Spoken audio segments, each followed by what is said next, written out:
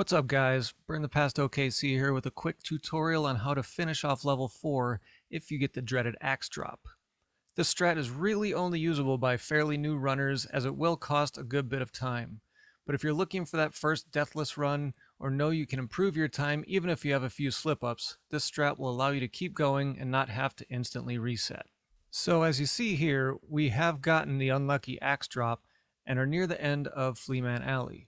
The first thing you want to do is stand under the dragon head and throw an axe up at him as shown. This will ensure that you get the multiplier drop in the next screen.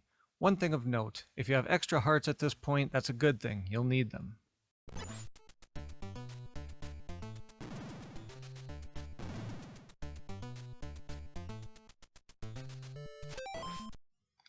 At this point, be sure to jump and whip the candles shown to get the multiplier. I put a pause buffer here to ensure a good pattern from the upcoming bone dragon. If you're unfamiliar with what a pause buffer is, it's really just pausing and unpausing as fast as you can. We won't get into the nuts and bolts of why this works. At this point, just know that it does. You can do this pause buffer at any time in this hallway before the bone dragon appears on screen, but I like to do it mid-jump so as to lose as few frames as possible.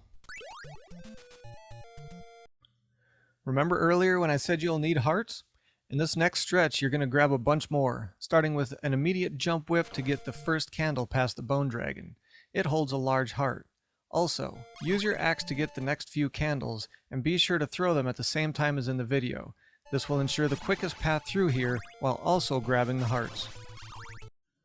Because you lost frames in the hallway leading to this bone dragon, there's no way to know which pattern you'll get. Luckily, it doesn't much matter as long as you have enough life to survive one hit from it. If the dragon dips down, you're golden. Just jump on through. If he jumps up like in the video, just make sure you do what I did. You'll get knocked straight down rather than back, and your invincibility frames will allow you to keep pressing forward.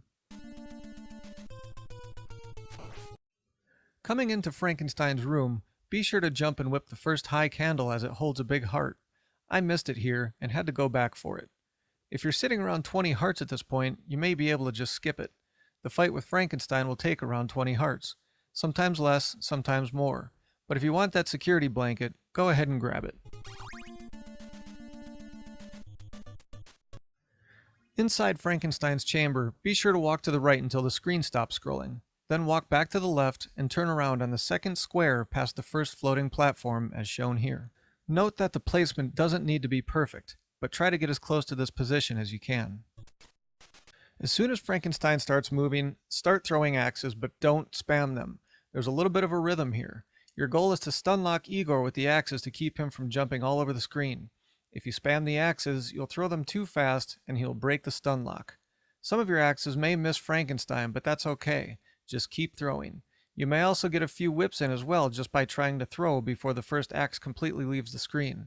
This is definitely okay, as sometimes Frankenstein will be in range of your whip, so you can get a couple of cheap shots in on him that way.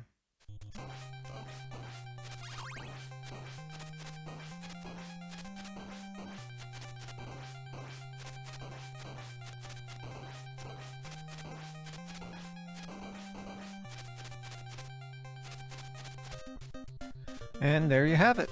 Dead Frankenstein using the axe.